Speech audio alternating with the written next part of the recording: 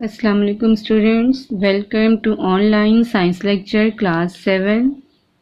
Students, आज हम अपने लेक्चर नंबर 3 में चैप्टर नंबर 1 का जो टॉपिक करेंगे उसका नाम है ब्रोंकाई एंड लंग्स, यानी कि ब्रोंकाई और फेफड़े। स्टूडेंट्स, ये जो है इंसानी जो रेस्पिरेटरी सिस्टम है उसका हमने सिस्टम पढ़े थे। पहले जो 2 पॉइंट्स थे इसके, माउथ और थ्रॉट और दूसरा था ट्रैकिया और विंड पाइप, वो मैंने आपको अपने लेक्चर नंबर 2 में करवा दिया था।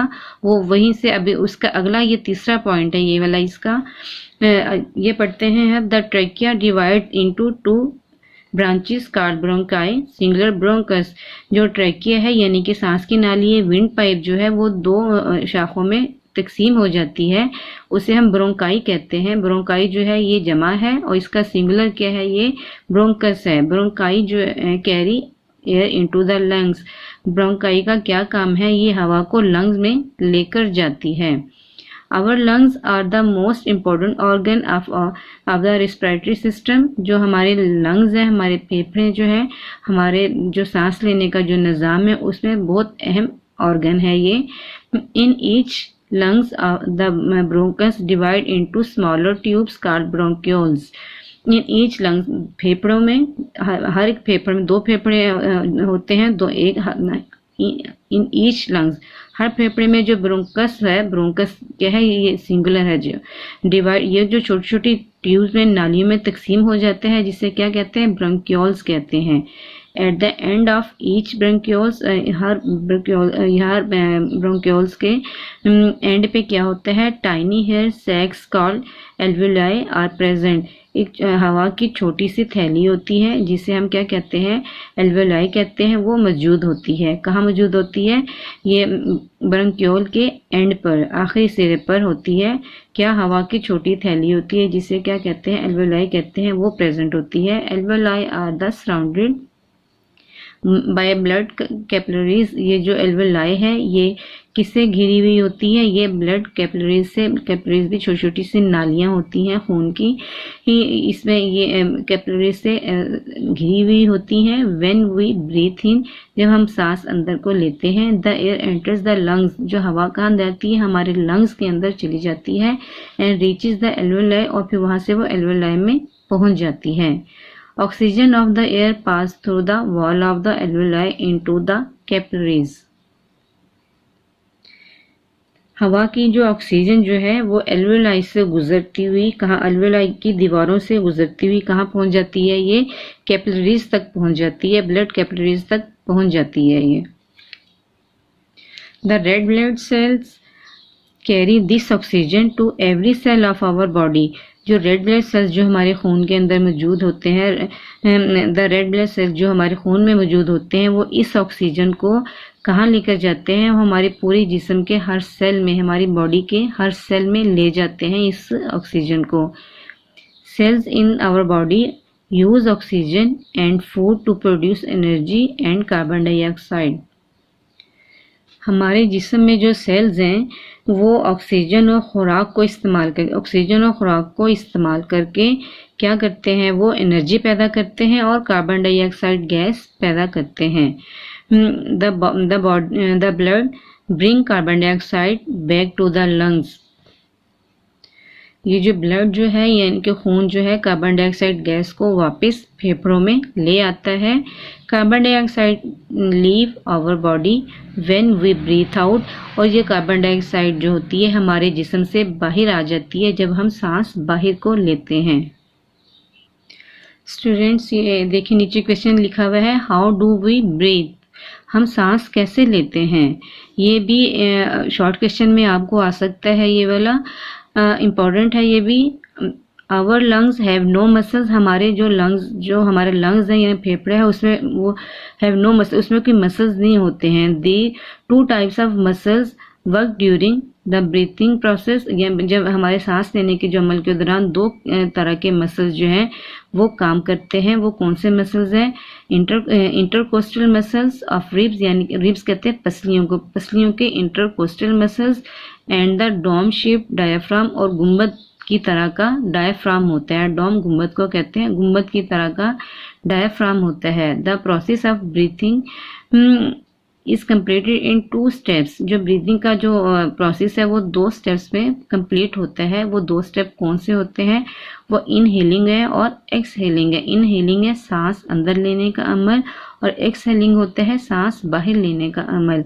When the intercostal muscles pull our ribs outwards, जब इंटरकोस्टल जो मसल्स है हमारी पसलियों को बाहर की तरफ पुल करते हैं, खींचते हैं, तो क्या होता है? तो एंड द डायफ्राम कंट्रैक्ट, और फिर डायफ्राम जो वो कंट्रैक्ट होता जाता है, यानी कि वो सिकुड़ जाता है।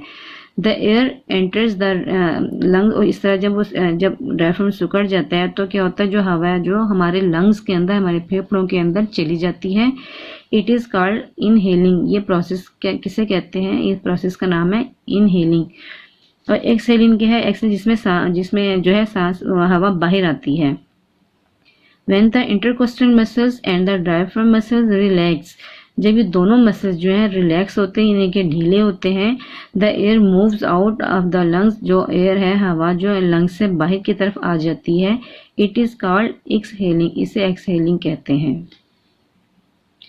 स्टूडेंट्स, अगला हमारा टॉपिक है कंपेयरिंग ब्रीदिंग एंड बर्निंग, यानी कि सांस लेने के अमल और जलने के अमल को दोनों को आपस में मवाजना करना है हमने। Breathing and burning process can be compared, इन दोनों का हम मवाजना कर सकते हैं। किस तरह? इन 2 पॉइंट्स में कर सकते हैं। कैसे? Number 1 is during both processes, इन दोनों अवामिल के दौरान energy is release from a fuel, जो एनर्जी जो है वो रिलीज होती है, खारिज होती है। कहाँ से? ईंधन से एनर्जी खारिज होती है इन दोनों अमल के दौरान।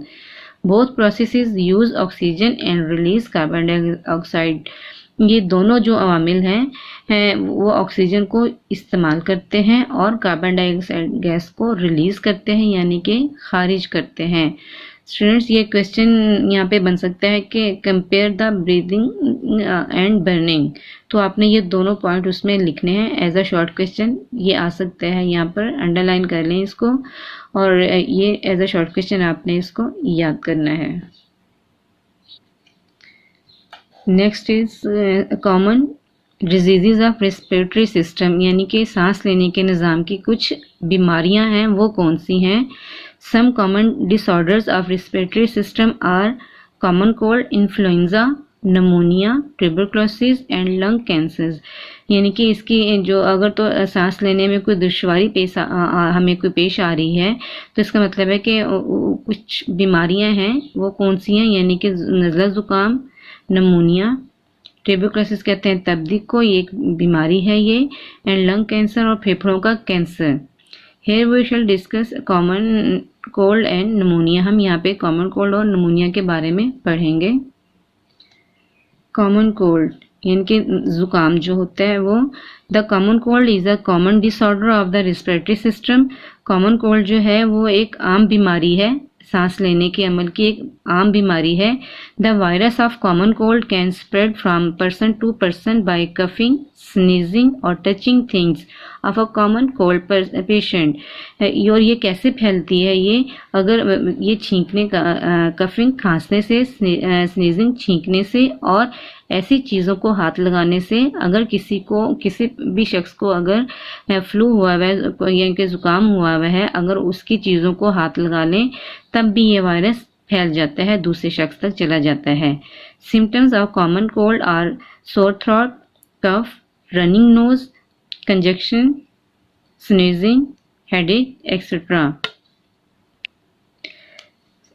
जो ज़ुकाम की, नज़ला ज़ुकाम की जो सिम्टम्स हैं यानी कि अलामात हैं वो क्या क्या हैं?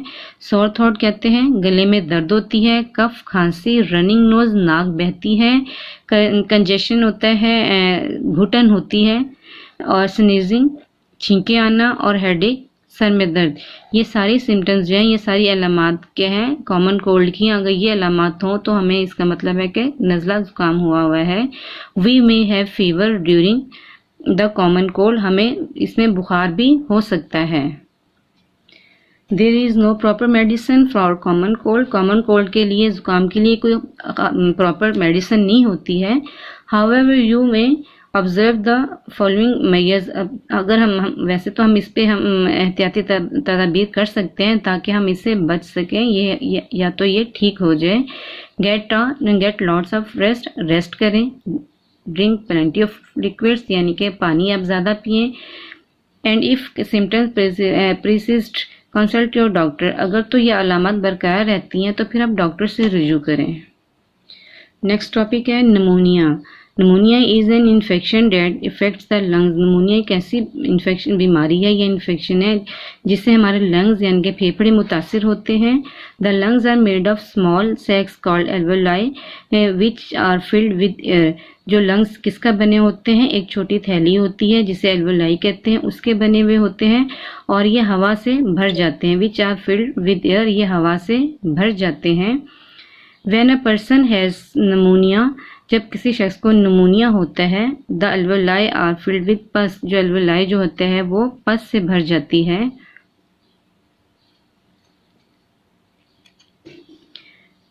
विच मेक्स ब्रीथिंग पेनफुल, और इससे जो है हमें सांस लेने के अमल में मुश्किल पेश आती है। Symptoms pneumonia is the main cause of death in children world wide. Pneumonia जो है पूरी दुनिया में बच्चों की डेथ का सबब बनती है। ये common symptoms of pneumonia are cough, fever, nasal congestion, rapid breathing with wheezing sound, chest pain, loss of appetite.